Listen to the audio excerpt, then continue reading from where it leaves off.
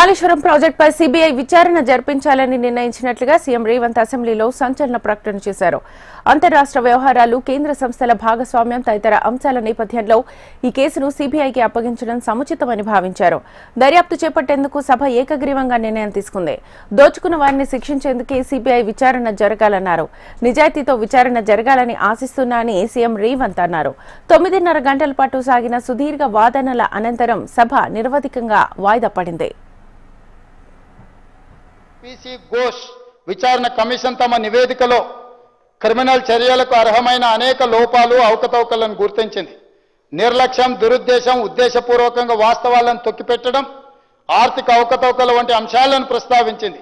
3 బ్యారేజ్ల నిర్మాణంలో తప్పు జరిగిందని, అసలు ప్లానింగ్ లేదని కమిషన్ తేల్చి చెప్పింది. అధ్యక్ష, national dam safety authority NDSA నివేదిక ప్రకారం మేడిగడ్డ బ్యారేజ్ వైఫల్యానికి ప్లానింగ్, డిజైన్, క్వాలిటీ కంట్రోల్ లోపాలు కారణమని తేలింది.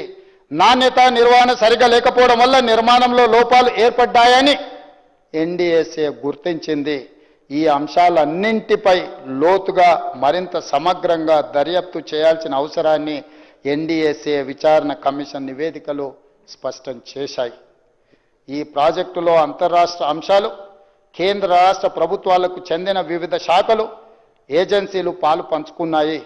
ప్రాజెక్టు డిజైన్, నిర్మాణం, ఫైనాన్సింగ్లో వాప్కోస్ వంటి కేంద్ర ప్రభుత్వ రంగ సంస్థలు, పిఎఫ్సి, ఆర్ఈసి వంటి ఆర్థిక సంస్థలు పాలు పంచుకున్నందున ఈ కేసును సెంట్రల్ బ్యూరో ఆఫ్ ఇన్వెస్టిగేషన్కి అప్పగించడం సముచితము. అందుకే ఈ కేసు దర్యాప్తును సెంట్రల్ బ్యూరో ఆఫ్ ఇన్వెస్టిగేషన్కు అప్పగించడానికి సభ నిర్ణయం తీసుకుంటున్నది తమ అనుమతితో. అధ్యక్ష,